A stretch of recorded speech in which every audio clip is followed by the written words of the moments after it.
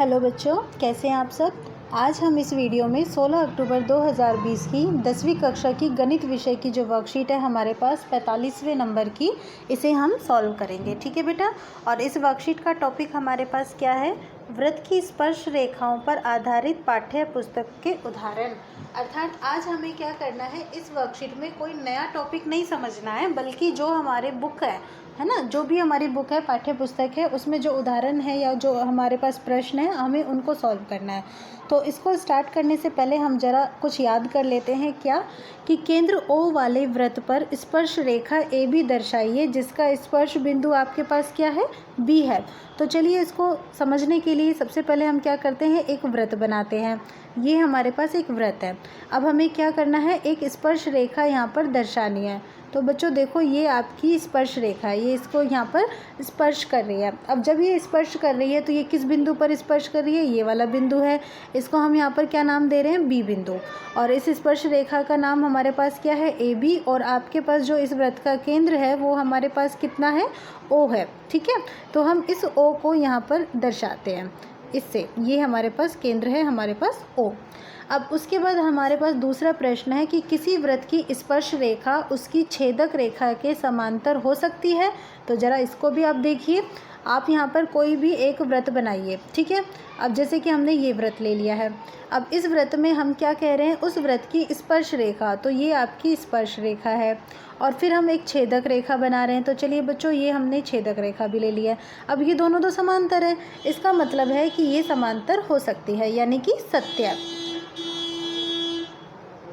फिर हमारे पास तीसरा प्रश्न है कि वृत्त की किसी भी बिंदु पर स्पर्श रेखा स्पर्श बिंदु से गुजरती हुई पर लंबवत होती है। देखो, ये स्पर्श रेखा है हमारे पास, और ये आपके पास क्या है? त्रिज्या। ये जो त्रिज्या है इस पर क्या है? लंबवत होती है। इसका मतलब ये हुआ, स्पर्श बिंदु से गुजरती हुई त्रिज्या पर क्या होती है? स्पर्श रेखा लंबवत होती है। फिर हमारे पास चौथा प्रश्न है कि किसी भी वृत्त के एक बाह्य बिंदु से खींची गई स्पर्श रेखाओं की क्या समान होती है? याद कीजिए, अगर हमारे पास कोई वृत्त बना हुआ है, जैसे मान लीजिए ये हमारे पास वृत्त बना हुआ है और हम बाहरी बिंदु से क्या कर रहे हैं? स्पर्श रेखा खींच रहे हैं। तो एक तो हमने ये स्पर्श रेखा खींच दी है और एक हमने ये वाली स्पर्श रेखा खींची है। तो यहाँ पर हम क्या कहते हैं कि जो हमारे पास स्पर्श रेखा की लंबाई होती है, मान लीजिए हम इसे P नाम दे रहे हैं, तो इसे हम क्या नेम देंगे? Q। और ये R। तो ये क्या होती है? आपके पास बराबर होती है, यानी कि इनकी जो लंबाइयाँ होती है वो कैसी होती है? समान होती है। तो हमारे पास हमने यहाँ पर याद करने वाले जो प्रश्न हैं इनको तो रिवाइज़ कर लिया है। अब हमारे पास कुछ उदाहरण हैं, तो जिनको हम यहाँ पर एक एक करके देख लेते हैं। तो सबसे पहले हम यहाँ पर उदाहरण 1 की बात करते हैं। उदाहरण 1 में हमारे पास प्रश्न है, सिद्ध कीजिए कि दो संकेंद्रीय वृत्तों में बड़े वृत्त की जीवा जो छोटे वृत्त को क्या कर रही है? स्पर्श करती है। देखो, बड़ा वृत्त आपके पास ये वाला है, जिसका नाम आपको क्या दिया हुआ है? C1। और ये आपका जो आपके पास नीले रंग का वृत्त है, जिसका नाम आपको क्या दिया हुआ है? C2 दिया हुआ है। ठीक है। ये आपके पास दो वृत्त है। बड़े वृत्त की जीवा है ये वाली भुजा, यानी कि AB है। और ये जो बड़े वृत्त की जीवा है, ये छोटे वृत्त की क्या है? स्पर्श रेखा है। अगर ये स्पर्श रेखा है, इसका मतलब ये एक बिंदु यहाँ पर P बिंदु है, इस पर क्या कर रही है? इसे स्पर्श कर रही है। तो हमें ये सिद्ध करना है कि ये स्पर्श बिंदु पर, यानी कि अगर आप इसका नाम यहाँ पे क्या दिया हुआ है? AB। तो स्पर्श बिंदु यानी कि P बिंदु तक तो समद्विभाजित करती है, यानी कि AP का मान बराबर है किसके? PB के। तो ये हमें यहाँ पर सिद्ध करना है। तो चलिए बच्चों, सबसे पहले हम देखते हैं कि हमें क्या दिया हुआ है।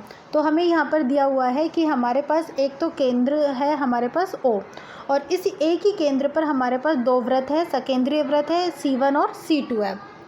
ठीक है बच्चों, जिसमें बड़े वृत्त की जीवा हमारे पास है AB, और जो बड़े वृत्त की जीवा है वो छोटे वृत्त को क्या कर रही है? स्पर्श कर रही है। फिर उसके बाद हमें सिद्ध करना, क्या सिद्ध करना है? हमें सिद्ध करना है कि ये जो भुजा है हमारे पास AP, इसका मान बराबर है PB के, अर्थात AP बराबर PB। उसके बाद हम यहाँ पर क्या करते हैं? रचना करते हैं, और रचना में हम OP बिंदु जो है इसको मिला देते हैं। तो इस प्रकार हमारे पास ये आकृति मिल जाती है। ठीक है बच्चे, समझ में आ गया? तो अब यहाँ पर क्या करना है? उपपत्ति। उपपत्ति में देखो बेटा, अभी मैंने आपको क्या बताया, क्या कि ये जो AB है, ये इस बड़े वृत्त की तो क्या है? जीवा है। लेकिन इस छोटे वृत्त की क्या है, स्पर्श रेखा है। और ओपी हमारे पास क्या है, त्रिज्या है। इसका मतलब ये हुआ कि ओपी त्रिज्या जो होती है वो स्पर्श रेखा पर क्या होती है, लंब होती है। ये हमने कहाँ पढ़ा था, प्रमेय 10.1 में। इसके अनुसार वृत्त के किसी भी बिंदु पर स्पर्श रेखा स्पर्श बिंदु से जाने वाली त्रिज्या पर क्या होती है, लंब होती है। इसका मतलब ये हुआ कि ओपी भुजा जो है वो एबी भुजा पर क्या है, लंब है। अब अगर ये लंब है तो फिर क्या होता है भाई, ये इसके लिए तो लंब है, लेकिन ये अगर आप बात करो किसकी, बड़े वाले वृत्त की, तो बड़े वाले वृत्त के लिए भी तो ये कहाँ से आ रही है, केंद्र से आ रही है। तो जब बड़े वाले वृत्त पर केंद्र से जीवा पर क्या आ रहा है, ये एक तरीके से लंब आ रहा है ना। तो केंद्र से जीवा पर खींचा गया लंब क्या करता है, उसे समद्विभाजित करता है, यानी कि समान दो भागों में बांटता है। और दो भागों में बांटता है तो हम क्या कह सकते हैं कि एपी का मान बीपी के बराबर है। यही आपको सिद्ध करना था। तो चलिए, आपको समझ में आया ये प्रश्न, बहुत अच्छा। अब हम बात करते हैं उदाहरण 2 की। उदाहरण 2 में हमारे पास केंद्र O वाले वृत्त पर बाह्य बिंदु T से दो स्पर्श रेखाएं खींची गई हैं, जिनका नाम आपको क्या दिया हुआ है, TP और TQ। देखिए बच्चे, ये है आपके पास T, ये वाला है P बिंदु और ये वाला है Q बिंदु। तो TP और TQ ये दोनों स्पर्श रेखाएं हैं।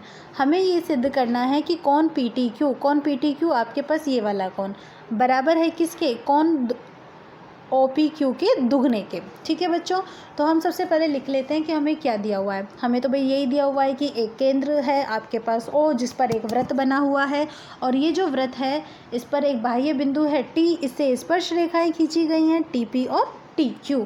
ठीक है बेटा, अब ये जो स्पर्श रेखाएं खींची गई हैं TP और TQ, ये क्या करती हैं, दो बिंदुओं पर P और Q पर स्पर्श करती है, इसलिए स्पर्श बिंदु हो गए हैं P और Q। फिर हम देखेंगे कि हमें यहाँ पर क्या सिद्ध करना है। हमें सिद्ध करना है कौन PTQ बराबर किसके, कौन OPQ के दुगने के। तो हम इसको सिद्ध करने के लिए एक काम करते हैं क्या, कि कौन PTQ ये वाला जो कौन है इसको थीटा मान लेते हैं। अब बच्चे, जब आप इसको थीटा मानते हैं तो आप क्या देखते हैं कि ये तो स्पर्श रेखाएं हैं, है ना। और जब स्पर्श रेखाएं होती हैं तो उनकी लंबाई आपस में कैसी होती है, समान होती है। कैसे, प्रमेय 10.2 के अनुसार। इसके अनुसार किसी भी वृत्त के बाह्य बिंदु से खींची गई स्पर्श रेखाओं की लंबाई समान होती है, यानी कि ये दोनों भुजाएं जो है बराबर है। अब बच्चे, अगर आप देख पाओ क्या कि आपके पास एक त्रिभुज बन रहा है, कौन सा, TPQ। इसमें दो भुजा यानी कि TP और TQ बराबर है, तो इसका मतलब ये कैसा त्रिभुज हो गया है, समद्विबाहु त्रिभुज।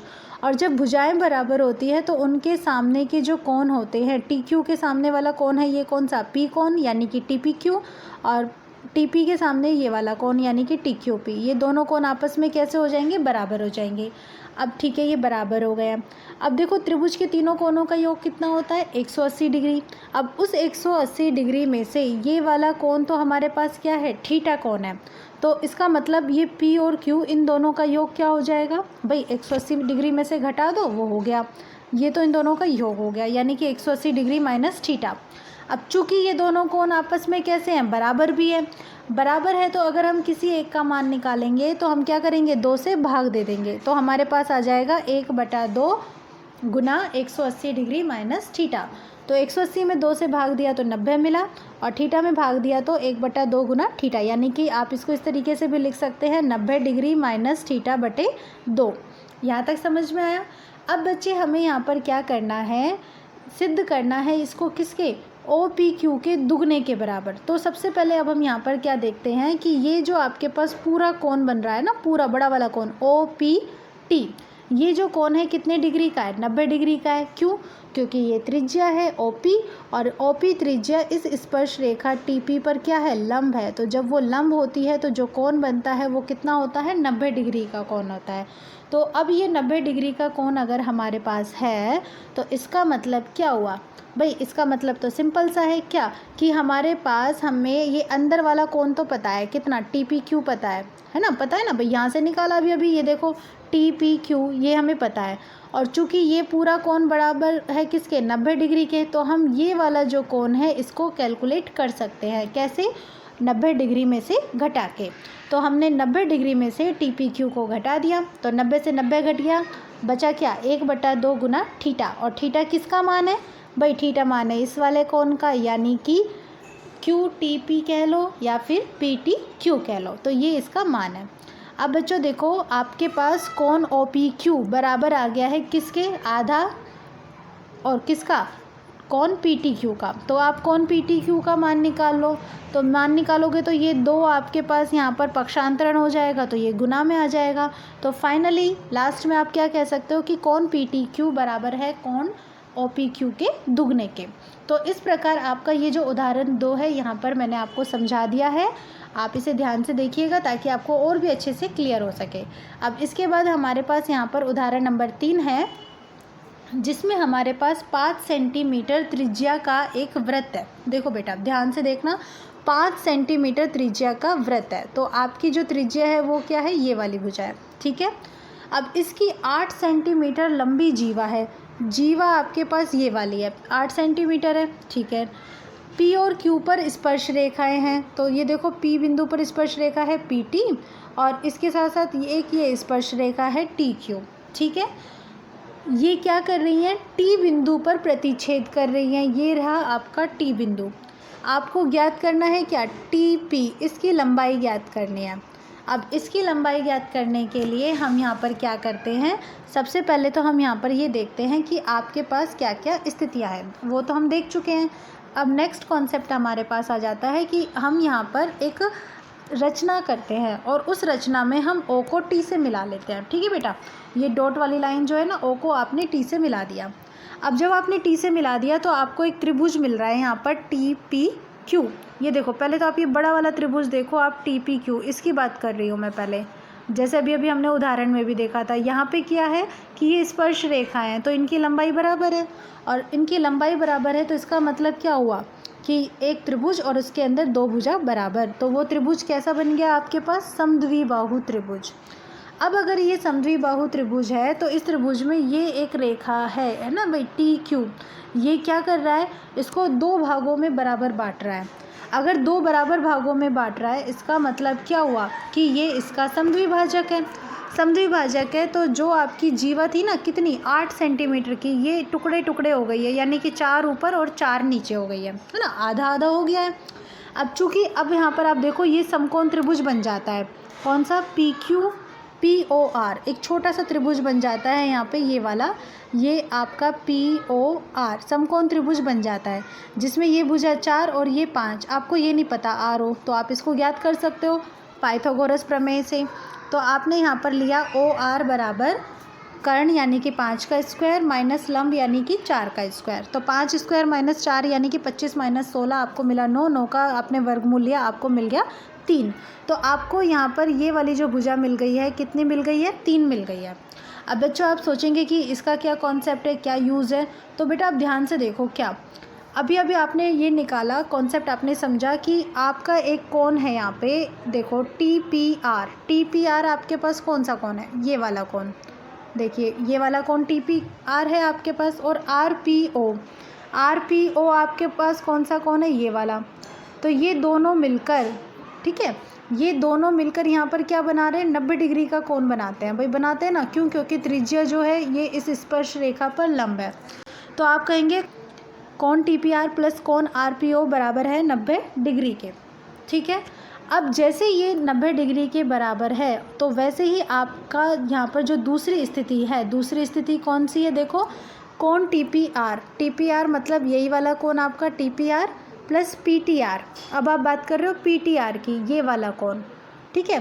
तो अब आप ध्यान से देखिएगा बेटा, एक तो आप इस वाले कोण की बात कर रहे हो और एक आप बात कर रहे हो इस वाले कोण की, तो ये दोनों भी आपके कितने हैं, 90 डिग्री के बराबर। क्यों, क्योंकि ये कोण समकोण त्रिभुज है और त्रिभुज के तीनों कोणों का योग होता है 180 डिग्री। तो 90 डिग्री घटा दो तो इन दोनों का योग भी कितना आ गया है, 90 डिग्री के बराबर। तो इसका मतलब आपके पास ये दोनों एक तरीके से बराबर हो गए।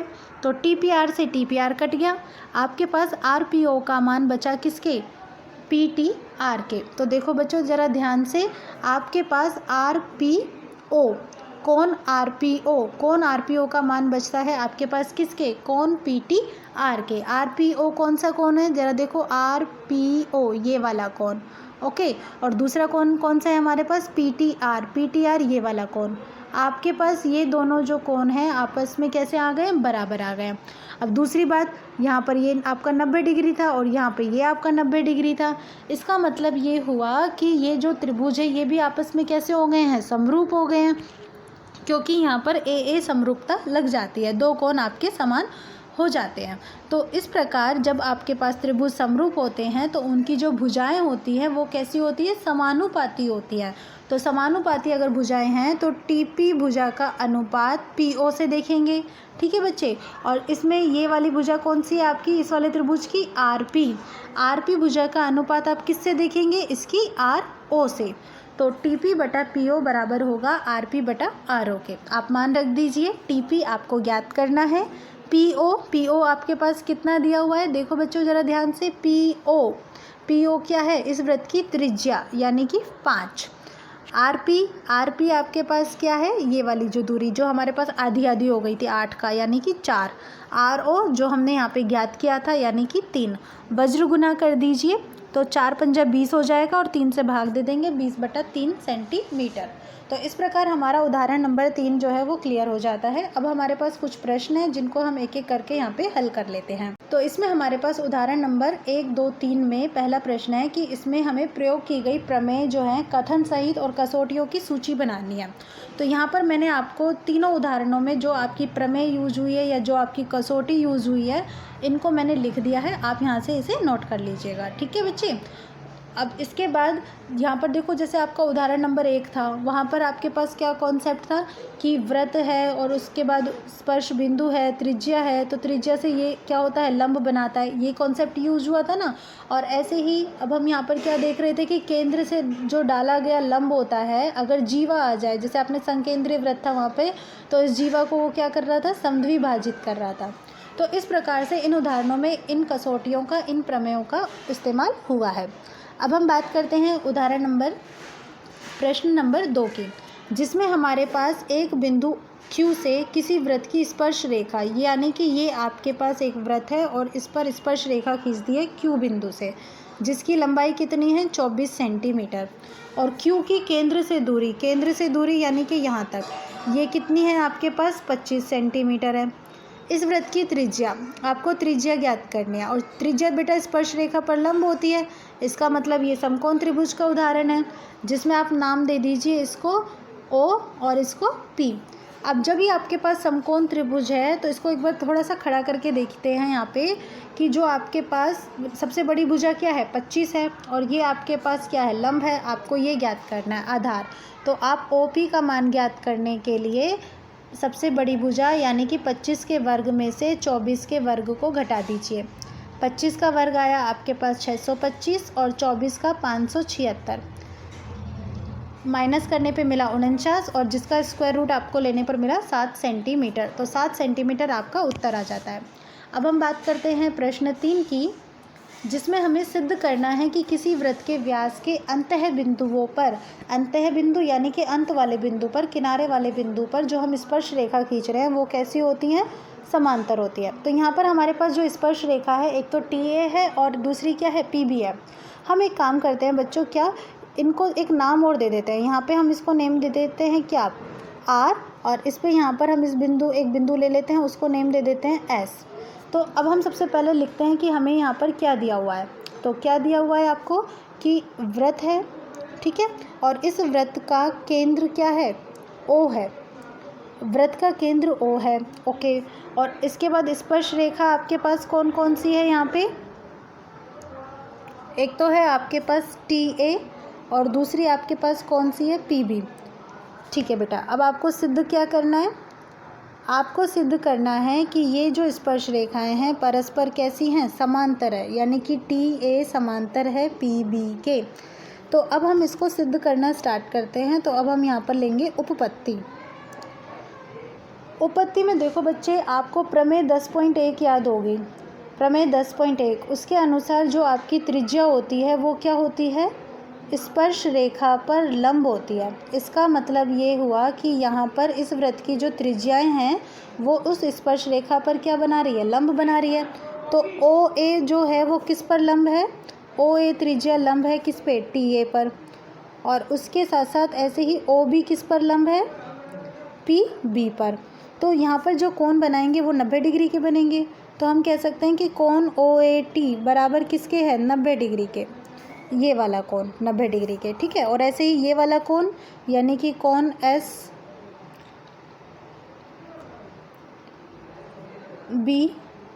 ये किसके बराबर है, ये भी 90 डिग्री के बराबर है।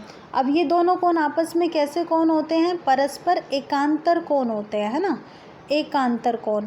इसका मतलब ये हुआ कि यहाँ पर एकांतर कोण बन रहे हैं हमारे, कौन कौन से, एक तो OAT और दूसरा बन रहा है हमारे पास SBO। तो इसका मतलब जब एकांतर कोण कब बनते हैं, जब भुजाएं आपकी क्या होती है, समांतर होती है। इसका मतलब TA भुजा समांतर है किसके, PB के। और यही हमें यहाँ पर क्या करना था, सिद्ध करना था। तो इसलिए हम यहाँ पर लास्ट में लिखते हैं क्या, इति सिद्धम। तो यहाँ पर इस प्रकार आपकी जो वर्कशीट है वो कंप्लीट होती है। Thank you for watching my channel.